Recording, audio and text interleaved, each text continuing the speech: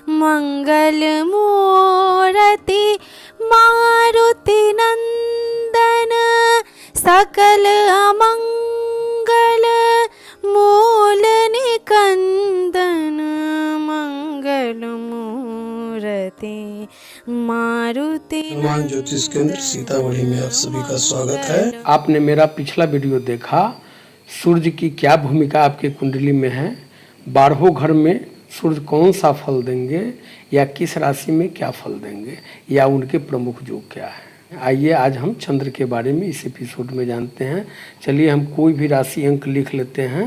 4, 5, 6, 7, 8, 9, 10, 11, 12, 1, 2, 3। आपकी कुंडली में कोई भी अंक लग्न में होंगे या कोई भी, मान लीजिए आपकी कुंडली में चंद्रमा यहाँ है, लग्न में ही है या यहाँ है या यहाँ है या कहीं भी है, वहीं से हम चलते हैं कि आपकी कुंडली में कौन सा योग बन रहा है चंद्रमा से। तो निकालिए अपनी कुंडली और मैं जो बता रहा हूँ मिलाइए अपनी कुंडली में। देखिए चंद्रमा अगर यहाँ है या यहाँ है तो यहाँ से हम देखेंगे कि चंद्रमा से गुरु केंद्र में हो तो गजकेसरी योग बनता है। मान लीजिए चंद्रमा यहाँ है तो 1, 2, 3, 4, 5, 6, 7, 8, 9, 10, 11, 12 यानी गजकेसरी योग तब बनता है जब चंद्रमा से चंद्र और गुरु कुंडली में कहीं भी साथ बैठ जाएं, अथवा चंद्रमा से चौथे स्थान में, 7वें स्थान में, 10वें स्थान में गुरु बैठ जाएं तो गजकेसरी योग का निर्माण होता है। ऐसा व्यक्ति मेधावी, तेजस्वी और धनी होता है। चंद्रमा से गुरु खष्ट या अष्टम भाव में हो तो सकट योग बनता है। सकट योग वह योग होता है जिसमें आदमी अपना वैभव और अपनी प्रतिष्ठा बार बार खोता है, निर्धन होता है, दुखी होता है। सकट योग है कि चंद्रमा कहीं भी आपके घर में जहां भी हो वहां से छठे स्थान में हो। अगर चंद्रमा यहाँ है तो 1, 2, 3, 4, 5, 6 यहाँ आ जाएंगे। अगर चंद्रमा यहाँ है तो यहाँ आ जाएंगे छठे स्थान या 8वें स्थान में यहाँ आ जाएंगे। तो चंद्र के घर से आप छठा और 8वां स्थान गनिएगा और उसमें देख लीजिएगा कि गुरु खष्ट या अष्टम भाव में तो नहीं है। अगर हैं तो सकट योग का निर्माण होगा। अधि योग होता है चंद्रमा से छठे और 7वें और 8वें भाव में शुभ ग्रह हो तो अधि योग का निर्माण होता है। जैसे चंद्रमा मान लीजिए आपको यहाँ है तो यहाँ से छठा 1, 2, 3, 4, 5, 6 यहाँ, 7वां यहाँ या 8वां यहाँ चंद्रमा के शुभ ग्रह हो चंद्रमा से, ठीक है। लेकिन छठे और 8वें भाव में गुरु न हो। अब हम देखेंगे कि ये छठा भाव और ये 8वां भाव है, ये छठा घर है, 8वां, यहाँ पर गुरु बैठा हुआ नहीं हो तो अधियोग का निर्माण होता है। ऐसे में व्यक्ति उच्च पदाधिकारी, प्रधानमंत्री, मंत्री, अफसर, IAS पदाधिकारी होते हैं। चंद्रमा से दूसरे और 12वें भाव में सूर्य के अलावा कोई ग्रह न हो तो केमुद्रुम योग बनता है। एक योग आता है कि जैसे मान लीजिए चंद्रमा यहाँ है तो इसके दूसरे स्थान में 1, 2 यहाँ पर और 12वां स्थान गनेंगे तो यहाँ आएगा। यहाँ पर सूर्य के अतिरिक्त कोई ग्रह न हो तो केमुद्रुम योग बनता है। चंद्रमा से द्वितीय भाव में सूर्य के अतिरिक्त कोई अन्य ग्रह न होने से यह योग बनता है सुनभा योग। जैसे मान लीजिए चंद्रमा यहाँ है आपकी कुंडली में तो यहाँ से द्वितीय भाव, यहाँ पर सूर्य के अलावा कोई अन्य ग्रह हो तो सुनभा योग बनता है। इसमें व्यक्ति बुद्धिमान, विद्वान, विख्यात, यूं कहिए धनी और सुखी सभी योग अच्छे फलाफल मिलते हैं। चंद्रमा से आप देख लीजिए कि चंद्रमा से द्वादश भाव में 12वें घर में सूर्य के अतिरिक्त कोई अन्य ग्रह होने से यह योग बनता है, अनफा योग है। उसके बाद आता है दुर्धरा योग। चंद्रमा से दूसरे और 12वें भाव में सूर्य के अतिरिक्त अन्य ग्रह होने से यह योग बनता है। यानी कि चंद्रमा मान लीजिए यहाँ है तो यहाँ से 1, 2 होगा, अगर यहाँ है तो 1, 2 होगा और 12वां घर को गिन लीजिए, वहाँ में सूर्य के अतिरिक्त अन्य ग्रह अगर बैठे हुए हो तो व्यक्ति गुणवान, धनवान, वाहन, नौकर चाकर सब कुछ प्राप्त हो जाते हैं। एक योग इसमें आता है अमल कीर्ति योग। चंद्रमा, मान लीजिए चंद्रमा से 10वें घर में शुभ ग्रह हो तब यह योग बनता है। जैसे चंद्रमा आपका यहाँ है 10 घर को गिन लीजिए, अगर उसमें शुभ ग्रह चंद्र, बुध, गुरु अगर बैठे हुए हैं, शुक्र बैठे हुए हैं तो अमल कीर्ति योग का निर्माण होता है। देखिए अब मैं आप अपनी कुंडली में यह देखिए, जन्म कुंडली में, कि हमारे लग्न में कि यहाँ पर अगर चंद्रमा है तो पूर्णिमा का अगर चंद्रमा है, आप यूं कहें कि अगर आपका जन्म पूर्णिमा को हुआ है और चंद्रमा आपके इस प्रथम घर में है, लग्न में है, तो आप निश्चित रूप से सुंदर, धनी और कोमल अंगों वाले होंगे। अगर चंद्रमा वही छिन्न हो, यानी खष्टी, कृष्ण पक्ष के खष्टी से शुक्ल पक्ष के खष्टी तक का अगर चंद्रमा इसमें होगा तो जातक मन से दुर्बल, मलिन, म्लेच्छ होता है। अगर इसमें 1, 2, 4 लिखा हुआ है और चंद्रमा है तो जातक धनी सुंदर तो होता ही है, परंतु स्वभाव अस्थिर और चंचल होता है। और यदि कृष्ण पक्ष के खष्टी से लेकर शुक्ल पक्ष के खष्टी का चंद्रमा इसमें है, जो आपका जन्म तिथि है, तो आप मिला लें कि ऐसे लोग अस्वस्थ होते हैं, अविश्वास के पात्र बनते हैं। ऐसे जातक को जल से भय रहता है। ऐसे जातक खूब घूमने फिरने वाले होते हैं जिनके लग्न में चंद्रमा 1, 2, 4 में होता है। आपकी कुंडली में यहाँ चंद्रमा लिखा हुआ है द्वितीय भाव में, धन के घर में, अगर शुभ है, शुभता कब आएगी? यदि आपको खष्टी कृष्ण पक्ष से खष्टी शुक्ल पक्ष तक छोड़कर अगर चंद्रमा आपका जन्म है तो चंद्रमा आपका बलि माना जाएगा। अन्यथा खष्टी कृष्ण पक्ष से लेकर शुक्ल पक्ष की खष्टी तक का चंद्रमा, उसमें अगर आपका जन्म है तो यह छिन्न माना जाता है। तो अगर ये पूर्ण बलि यहाँ हो या पूर्णिमा का हो तो यहाँ पर अगर स्थित हो तो जातक का परिवार बड़ा होता है, परिवार में सदस्य अधिक होते हैं, धन वैभव की कमी नहीं रहती, समस्त सांसारिक सुख उसे प्राप्त हो जाते हैं। विविध वस्तुओं का संग्रह करने का ऐसा जातक शौकीन होता है, उत्तम विद्या की प्राप्ति कर लेता है। अगर यहाँ पर 2 लिखा हुआ है, अगर इसमें चंद्रमा है, वृष राशि में है, तो यकीन जानिए कि ऐसे लोग उत्तम विद्या प्राप्त करते हैं, विपुल धन के स्वामी बनते हैं और उन्हें स्त्री वर्ग से कुछ विशेष सहायता मिलती रहती है। धन संचय कर लेते हैं, लेकिन थोड़ा बहुत संघर्ष तो करना पड़ेगा। ऐसे जातकों को अपने जीवन में उतार चढ़ाव भी देखने पड़ते हैं, काफ़ी उतार चढ़ाव भी आता है, वाणी में खोट रहता है और ऐसे लोग अटक अटक कर बोलते हैं। यहाँ पर अगर 8 लिखा हुआ है या यहाँ पर आपको 10 लिखा हुआ है और चंद्रमा यहाँ बैठे हुए हैं तो जातक जो है उसका स्वभाव ही खर्च करने वाला हो जाता है। ऐसे लोग धन संचय की ओर ध्यान नहीं दे पाते हैं। ऐसे जातक स्वयं ही अपनी हानि कर लेते हैं। उनके पारिवारिक सगे संबंधी परिवार के लोग भी उनके असहयोगी बन जाते हैं। बार बार उन्हें जो है प्रवास में जाना पड़ता है, उनकी बदनामी का शिकार उन्हें होना पड़ता है। यहाँ का जो चंद्रमा है दूसरे स्थान में, ये तार्किक बुद्धि तो प्रदान करेगा। यह चंद्रमा अगर द्वितीय भाव में आपकी कुंडली में है तो ऐसे चंद्र को हम लोग वकीलों के लिए, राजनेताओं के लिए बहुत ही अच्छा मानते हैं। अगर चंद्रमा अमावस्या योग का होगा और उसके साथ यहाँ सूर्य बैठा होगा तो जातक को जो पूर्वार्जित संपत्ति रहती है वह अपने यौवन काल में ही वह उसे नष्ट कर देता है, बेच लेता है, समाप्त कर देता है।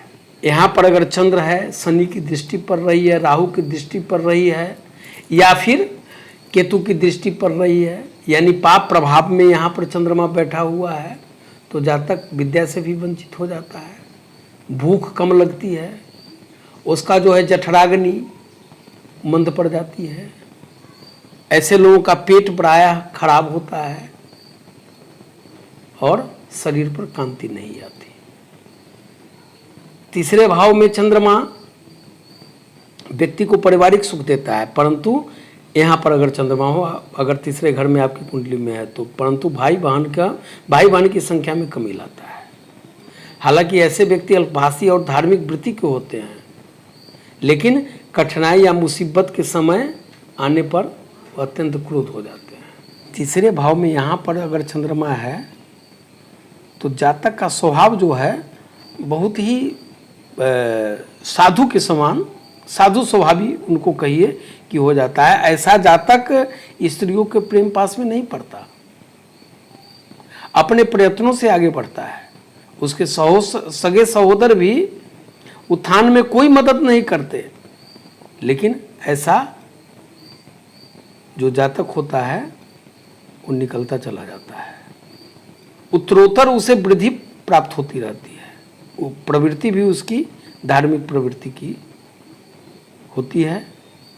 हालांकि ऐसे जातक बार बार व्यवसाय बदलते हैं जिनके घर कुंडली में तृतीय स्थान में चंद्रमा हो, परंतु जैसे जैसे आयु बढ़ती है, कीर्ति और प्रसिद्धि मिलती है, त्वरित निर्णय लेने की, कठिन परिश्रम कर बाधाओं को पार करने की उनमें अद्भुत क्षमता होती है। अगर चतुर्थ भाव में चंद्रमा हो तो व्यक्ति शांत, सौम्य और विनम्र होते हैं। उन्हें माता का प्यार, दुलार, भू संपत्ति, वाहन, मकान, नौकर चाकर, समाज में प्रतिष्ठा सभी कुछ प्राप्त हो जाता है। उसके घर में सवारी या चौपाया जानवर की भी कमी नहीं होती। ऐसे लोग गाय भैंस खूब पालते हैं, साधु स्वभाव के होते हैं। ऐसे लोग आत्मविश्वासी होते हैं और संतोषी होते हैं। यहाँ पर यदि 1, 4, 7 या 10 लिखा है और चंद्रमा इसमें है तो प्रवास बहुत करने पड़ते हैं, बार बार घर बदलने की स्थिति बन जाती है। ऐसा जातक मातृभक्त होता है, माता से उसे संपत्ति प्राप्त होती है, माता के कारण ही उसका भाग्योदय भी होता है, इसलिए कि यह माँ का घर होता है। यदि यहाँ पर उच्च का चंद्रमा है, 2 लिखा हुआ है, उच्च का चंद्रमा है तो ससुराल से धन संपत्ति की प्राप्ति होती है। विवाहोपरांत ऐसे जातक का भाग्योदय हो जाता है। यदि यहाँ पर चंद्रमा पापाक्रांत हो गया, पापाक्रांत यानी कि अगर वह शनि से देखा जा रहा है या शनि से दृष्ट है, राहु से दृष्ट है, तो माता रोगग्रस्त रहती है, बाल्यकाल में सुख नहीं मिलता, माता पिता जीवित भी रहते हैं तो मतभेद बने रहते हैं। यदि यहाँ पर चंद्र हो और उस पर शनि राहु केतु की दृष्टि पड़ रही हो। एक चीज मैं कहूँगा कि यहाँ पर यदि चंद्रमा है तो राजनीति में आपको बहुत ही पटुता दे देता है। आप राजनीति के उस्ताद बनते हैं, राजनीति के खिलाड़ी बन जाते हैं। किस समय क्या करना चाहिए, किस व्यक्ति से काम लेना चाहिए, ऐसी धूर्तता भरी बातें, ऐसी धूर्तता भरे ख्याल उनके मन में आते रहते हैं और वे कार्य भी कर लेते हैं। तो ये राजनीति के लिए बहुत ही अच्छा माना गया है। यदि यहाँ पर 1 है, 5 है, 9 है तो पैतृक संपत्ति प्रायः नहीं मिलती है, किसी कारण से छोड़ना पड़ सकता है। लेकिन ऐसा जातक स्वयं का धन अर्जित कर लेता है। 6 है, 8 है, 10 यहाँ पर यदि लिखा हुआ है तो ऐसा जातक प्रायः संपत्ति अर्जित नहीं कर पाता। यानी अगर यहाँ पर 6, 8 और 10 लिखा हुआ हो तो ऐसा जातक संपत्ति नहीं बना पाता। लेकिन इसके अतिरिक्त और अन्य अंक लिखे हुए हैं, सूर्य चंद्रमा है, तो जातक निश्चित रूप से उसका पारिवारिक जीवन सुखी होता है और पैतृक संपत्ति भी मिलती है। वह उत्तरोत्तर पैतृक संपत्ति में वृद्धि भी कर लेता है। यदि चंद्रमा यहाँ पर हो, 5वें घर में हो आपकी कुंडली में, तो आपको अच्छी विद्या बुद्धि प्राप्त हो जाती है, योग्य जीवन साथी, धन, संतान, मान, प्रतिष्ठा, जस सब कुछ प्राप्त हो जाता है। यदि आपका चंद्रमा पक्षबली हो तो जातक को सट्टा जुआ आदि से खूब लाभ होता है, खूब मौज मस्ती करते हैं ऐसा जातक, अपनी पत्नी से उन्हें काफ़ी लगाव होता है, स्त्री से लाभ ही मिलता है। अब मान लीजिए यहाँ पर 3, 6, 9 या 12 लिखा हुआ और चंद्रमा बैठे हुए हैं तो कन्या संतति की अधिक उत्पत्ति होती है। यदि यहाँ पर 3, 7 और 11 लिखा हुआ और चंद्रमा है तो पुत्र सुख का कुछ अभाव हो जाता है, कुछ कार्य करने पड़ते हैं तभी पुत्र सुख प्राप्त होता है, नहीं तो अधिकतर कन्या संतति की उत्पत्ति होती है। यहाँ पर जुड़वा संतान होते हुए भी देखा जाता है कि अगर चंद्रमा 3, 6, 9, 12 में हो तो। मैंने कई कुंडली में देखा है कि अगर यहाँ पर 1, 5, 9 या फिर 4, 8 या 12 लिखा हुआ हो तो पहले प्रायः पुत्र फिर कन्या संतान होती है। जल तत्वीय राशि में यानी कि यहाँ पर यदि 4, 8 और 12 लिखा हुआ है तो चंद्रमा 2 से 3 पुत्र तक आपको दे देता है। अगर यहाँ पर 2, 6 या 10 लिखा हुआ है और चंद्रमा इसमें बैठे हुए हैं तो जातक को उच्च शिक्षा प्राप्त होती है। परंतु अगर यहाँ पर चंद्रमा अग्नि तत्वीय राशि में हो, जैसे 1, 5 और 9 में बैठे हुए हों तो शिक्षा प्रायः अधूरी रह जाती है। या यूँ कहें कि 3, 7 और 11 अगर यहाँ लिखा हुआ है और उसमें चंद्रमा बैठा हुआ है तो जातक बोलता कम है, कार्य अधिक करता है, और ऐसे लोगों को पत्नी भी गुणवती और रूपवती मिलती है। ऐसे लोग ईश्वर भक्त होते हैं और स्त्री देवता की अधिक उपासना करते हैं। आय के भी बहुत साधन होते हैं ऐसे लोगों को। पुत्र भी उन्हें ख्याति अर्जित करवा देता है।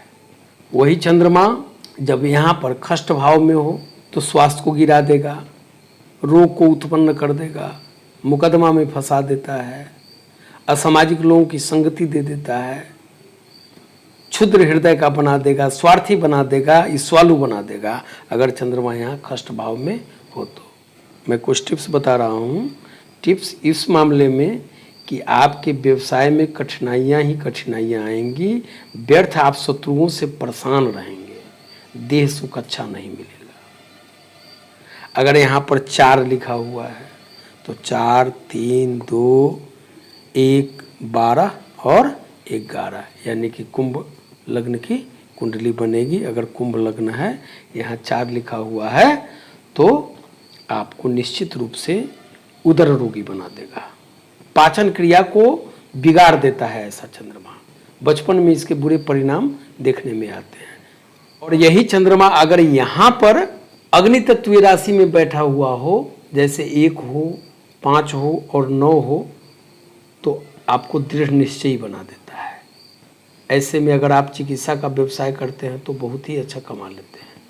परंतु अगर यहाँ पर नीच चंद्रमा हो, जैसे आपने देखा कि चंद्रमा वृष में उच्च का होता है तो 2, 3, 4, 5, 6, 7, 8, यहाँ पर अगर 8 लिखा हुआ है और यहाँ पर चंद्रमा बैठा हुआ है तो आपको बहुत शत्रु होंगे, व्यर्थ में ही कोर्ट कचहरी का चक्कर आपको लगा रहेगा, क्योंकि इस अवस्था में चंद्रमा काफ़ी नीच होने के कारण वह अशुभ और सिर्फ अशुभ परिणाम देता है, मानसिक शारीरिक कष्ट देता है। देखिए, चंद्रमा अगर वृष राशि में हो या कन्या राशि में हो या मकर राशि में हो, यानी कि आपकी कुंडली में यहाँ पर 2, 6 और 10 लिखा हुआ है तो यह चंद्रमा आपके लिए विशेष कष्टकारक बन जाएगा, क्योंकि इस अवस्था में चंद्रमा अष्टमेश, चतुर्थेश तथा व्ययेश बन जाते हैं और उसके कारण मानसिक, शारीरिक एवं आर्थिक कष्ट देते हैं। आपका रक्त दूषित हो जाता है, देह की गर्मी आपकी बढ़ जाती है, नज़ला, जुकाम, दम मास उत्पन्न हो जाते हैं। यदि चंद्रमा यहाँ पर 3, 6, 9 और 12, 3, 6, 9 या 12 लिखा हुआ है उसमें चंद्रमा है, तो कफ, टीबी, श्वास कष्ट ये सब हो जाते हैं।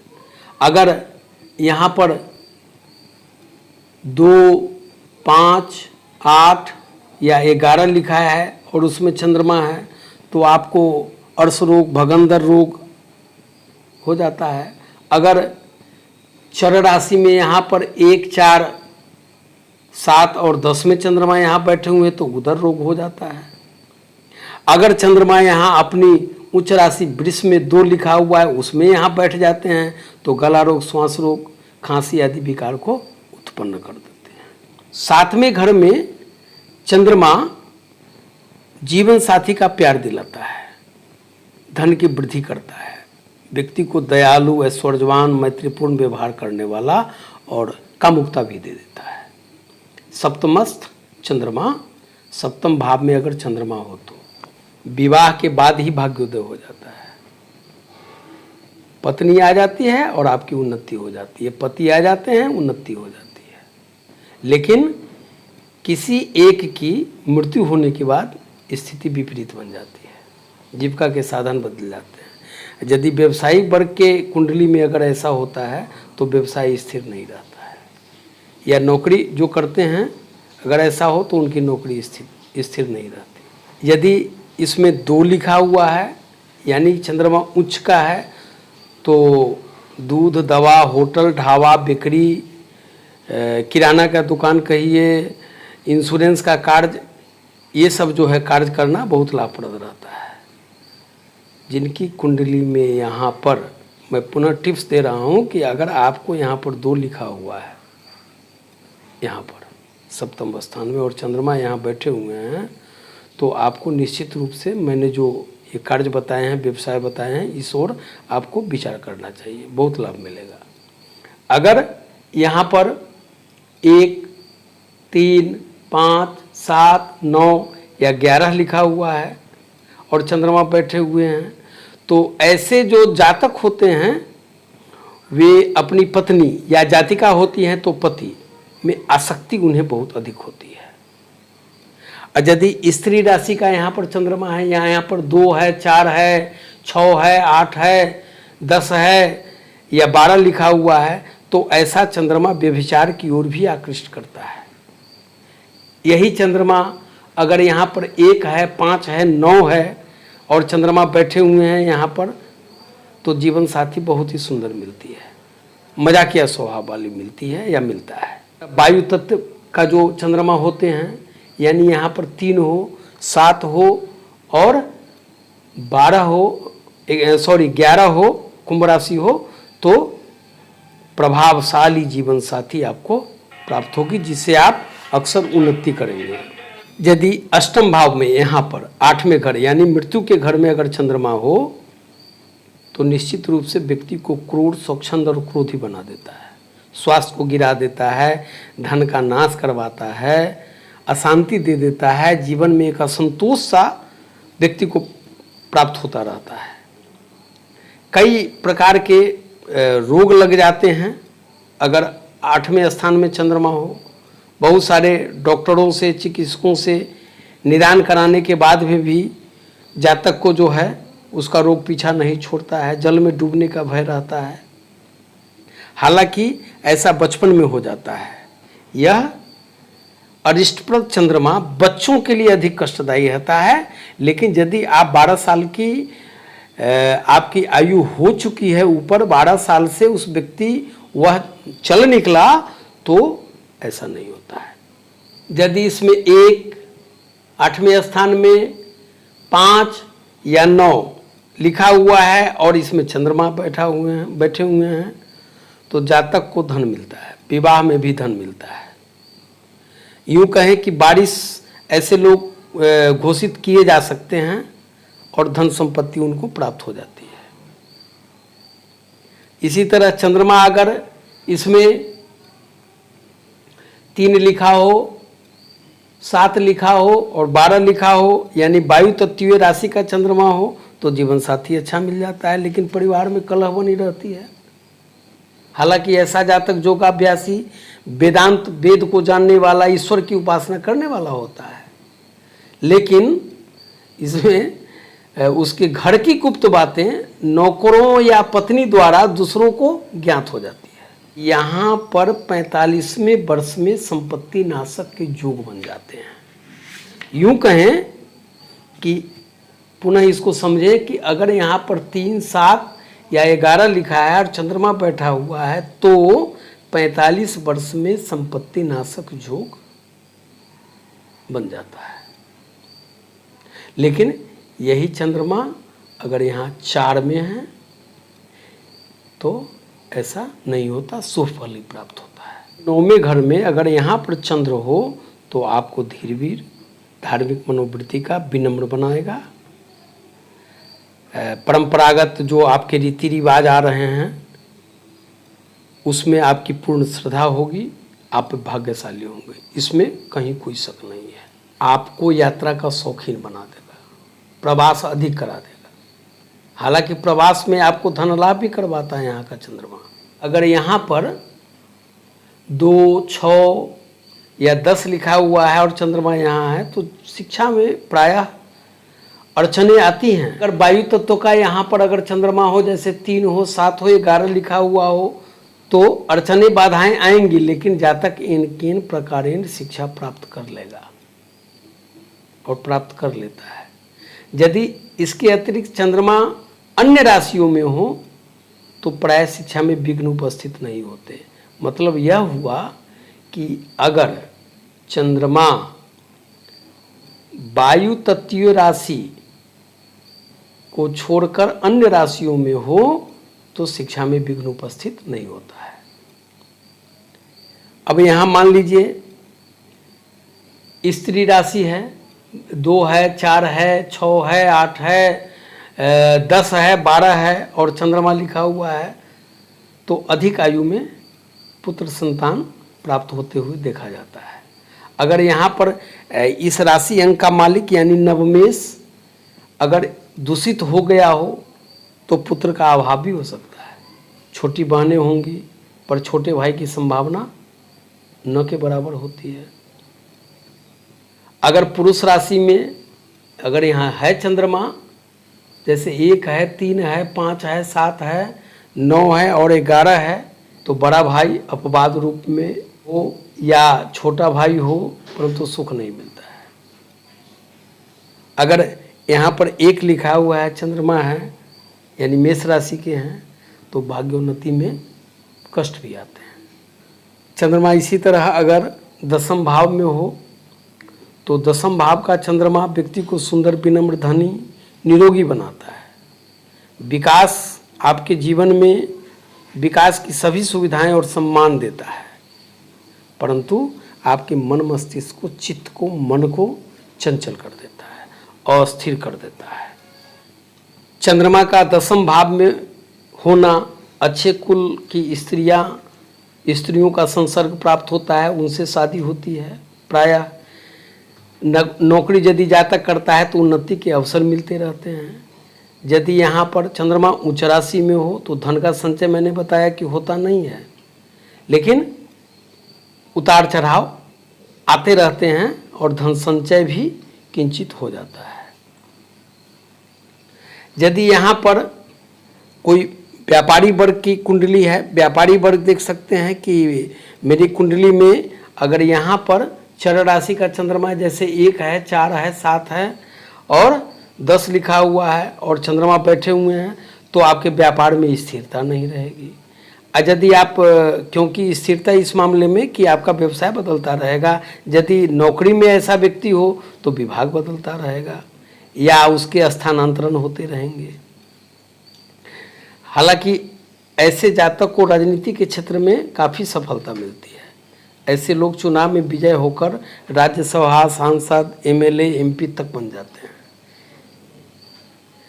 देखिए यहाँ पर चंद्रमा यदि स्थिर राशि में हो, 2 हो, 5 हो, 8 हो और 11 हो और इसमें यहाँ पर चंद्रमा बैठा हुआ हो, तो आप यकीन जानिए कि जीवन भर आपके पूर्वज जो ऋण लिए हुए होते हैं उसको आप चुकाते चुकाते आपका जीवन व्यतीत हो जाता है। ये दुस्वाभाविक राशियाँ जो हैं, जैसे 3, 6, 9 और 12 में अगर यहाँ पर चंद्रमा है तो भाग्य उतना अच्छा नहीं कहा जा सकता। अगर चंद्रमा यहाँ हो 11वें भाव में तो आपको भाग्यशाली, सहृदयी, दयालु बनाएगा, सफलता दिलाएगा, मान सम्मान बढ़ाएगा, मातृ स्नेह देता है, मातृ सुख देता है यहाँ का चंद्रमा। यहाँ 11 भाव में यहाँ निगेटिविटी कब आती है इसको हम जरा देखें। जैसे यहाँ पर 1 है, 3 है, 5 है, 7 है, 9 है और 12 लिखा हुआ है और चंद्रमा इसमें बैठे हुए हैं, तो जातक का जो पहले से कार्य व्यवसाय चल रहा होता है उसको वो अचानक बंद कर देता है। ठीक इसी के विपरीत अगर यहाँ पर 2 है, 4 है, 6 है, 8 है, 10 है, 12 है अंक लिखा हुआ है और चंद्रमा बैठे हुए हों, तो जातक जो है पहले से चलते आ रहे कार्य व्यवसाय के साथ साथ अन्य दूसरा कार्य भी प्रारंभ करके लाभ उठाता रहता है। अगर आपका जन्म दिन में है तो आप यकीन मानिए कि आपका चंद्रमा बहुत ही उत्तम है और यदि शुभ प्रभाव में हो तो आपको सासी बना देता है। तो आशय यह हुआ कि जातक, ऐसा जातक जिसके 11 भाव में चंद्रमा होता है, 11वें घर में, खूब सोच विचार कर काम करते हैं, उनमें नेतृत्व करने की क्षमता बहुत होती है। ऐसे लोग युवावस्था से ही ख्याति अर्जित करने लगते हैं। और आपको एक चीज़ मैं ये भी बता दूं कि चंद्रमा अगर आपके 11वें घर में है तो आप शत्रुओं के लिए साक्षात काल हैं। अगर वृष के चंद्रमा है, 2 अंक का चंद्रमा, यहाँ 2 लिखा हुआ है चंद्रमा है, तो आपको उच्च पदाधिकारी बना देता है, धन की कोई कमी नहीं रहती है आपको। हालांकि पुत्री संतान अधिक होती है, आपको अच्छे मित्र भी मिलते हैं। ऐसे लोग सार्वजनिक संस्था में नेता बनकर जनहित में, प्रजाहित में अच्छे अच्छे कार्य करते हैं, उनका खूब जसोगान होता है। लेकिन वही चंद्रमा अगर यहाँ 8 में बैठ जाए तो आपके पुत्र या आपके भाई या आपके बहन ही आपको त्रास देने वाले मिल जाएंगे, आपके लिए अनुपयोगी साबित होंगे। ऐसा जातक प्रायः घर में ही रहना पसंद करता है, लोगों से अधिक मिलता जुलता नहीं है। यदि द्वादश भाव में यहाँ पर 12वें घर में आपकी कुंडली में चंद्रमा बैठे हुए हैं तो अशुभ फल अधिक प्राप्त होते हैं।